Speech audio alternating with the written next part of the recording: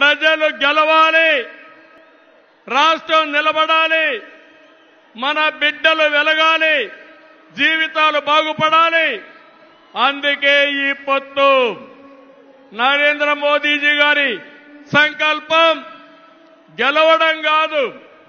నిన్ననే ఎన్నికల శంఖారావం మోగింది, ప్రజల్లో ఉత్సాహం పెరిగింది. దేశంలో ఎన్డీఏకి 400+ సీట్లు వస్తాయి. అదే మరిగా ఆంధ్రప్రదేశ్ లో 25కు 25 గెలిపించే బాధ్యత మీదే. సిద్ధమా అని మిమ్మల్ని అడుగుతున్నా. అది చేసి ఈ రాష్ట్ర పునర్నిర్మాణం చేసుకోవాలి.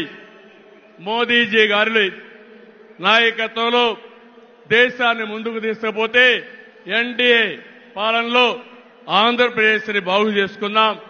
అందరూ సహకరించమని కోరుతూ